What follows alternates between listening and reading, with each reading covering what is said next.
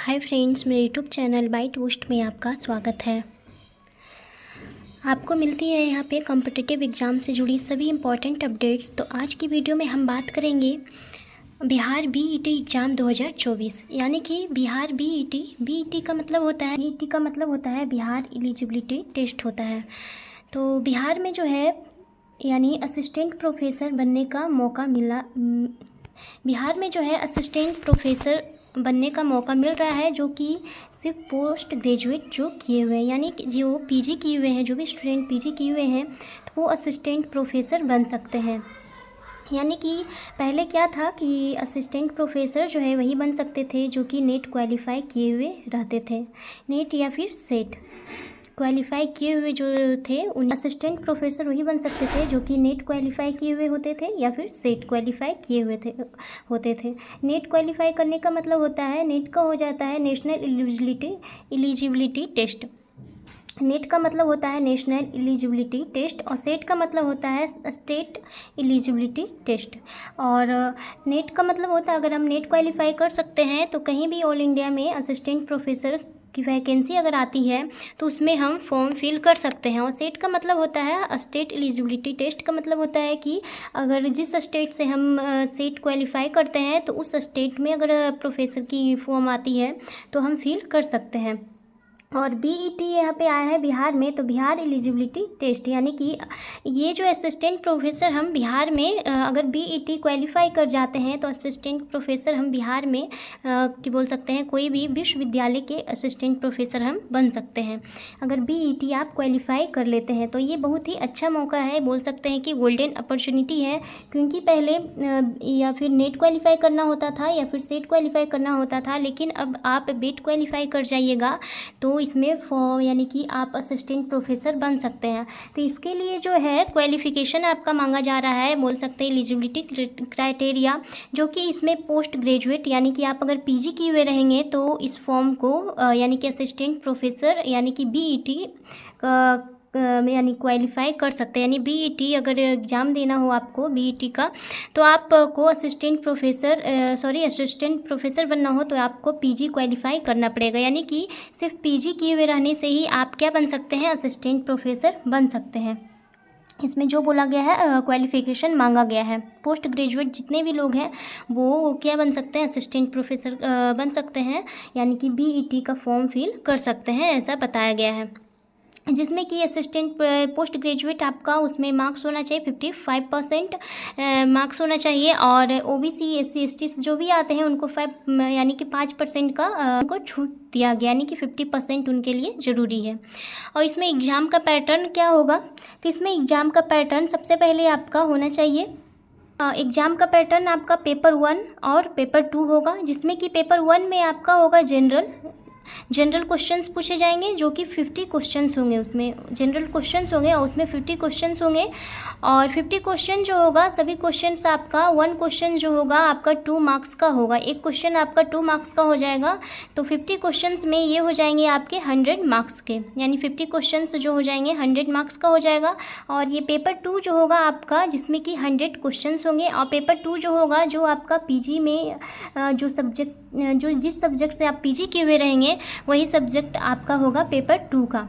और पेपर 2 में आपका वही सब्जेक्ट होगा जो कि उसमें 100 क्वेश्चंस होंगे और 200 मार्क्स का क्वेश्चंस होगा इसमें। तो कुल मिलाकर बोल सकते हैं 300 मार्क्स का आपका क्या होगा एग्ज़ाम होगा, 300 मार्क्स का। और 150 क्वेश्चंस होंगे आपके, यानी 150 क्वेश्चंस होंगे या 300 मार्क्स के क्वेश्चंस होंगे।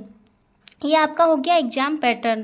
तो इसमें सिलेबस क्या रहने वाला है, और पेपर 2 में जो सब्जेक्ट से आप एमए किए हुए होंगे यानी कि पोस्ट ग्रेजुएट किए हुए रहेंगे वही क्वेश्चंस आपका पेपर 2 का होगा, जो कि 100 क्वेश्चंस होंगे उसमें।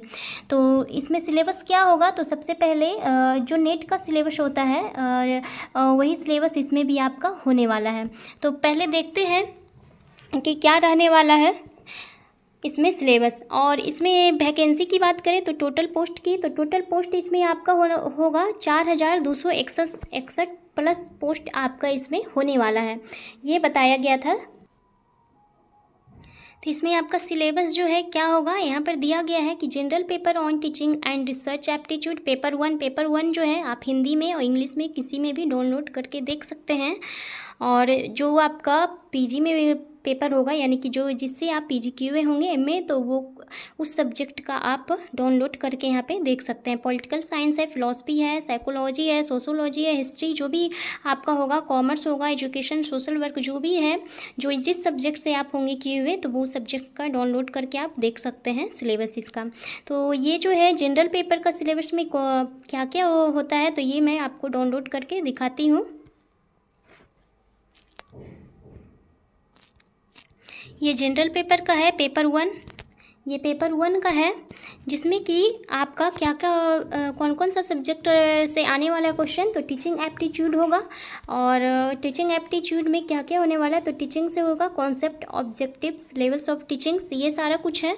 तो ये सारा कुछ आप लोग जरूर से देख लीजिएगा। और सेकंड में है रिसर्च एप्टीट्यूड होने वाला है, कॉम्प्रीहेंशन रहेगा, कम्युनिकेशन रहेगा, मैथमेटिकल रीजनिंग एंड एप्टीट्यूड है, और लॉजिकल रीजनिंग है, और आपका डाटा इंटरप्रिटेशन है, इंफॉर्मेशन एंड कम्युनिकेशन टेक्नोलॉजी है, पीपल डेवलपमेंट एंड एनवायरनमेंट है, हायर एजुकेशन सिस्टम है, ये सारा कुछ है। और यहाँ पे आपका जो है सभी क्वेश्चन जो है, एक क्वेश्चन जो है आपका 2 मार्क्स का होने वाला है।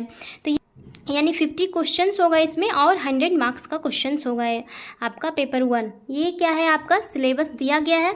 तो आप जिस सब्जेक्ट से किए हुए होंगे पीजी, तो उस सब्जेक्ट से ही आपका पेपर 2 में क्वेश्चंस होगा।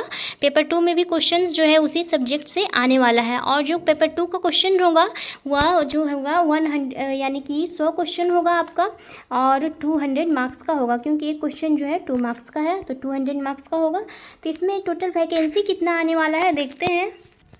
यहाँ पर दिया गया है, ये नोटिस जो है बहुत पहले ही आया था। विधानसभा चुनाव के पहले कुल 5 लाख पदों पर होगी बहाली, 13 लाख पदों पर भर्ती जल्द।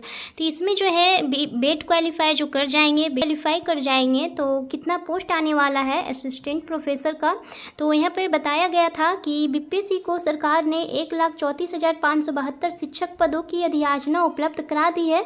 अगले कुछ महीनों में इसके लिए विज्ञापन जारी किए जाएंगे। इसी प्रकार कॉलेज और बीबी के शिक्षकों के, यहाँ पे लिखा हुआ है कि इसी प्रकार कॉलेज और बीबी के शिक्षकों के 4,261 पदों को भरे जाने की जिम्मेवारी राज्य बीबी सेवा आयोग को दी गई है। यानी कि 4,261 पोस्ट जो है इस पे आने वाली है।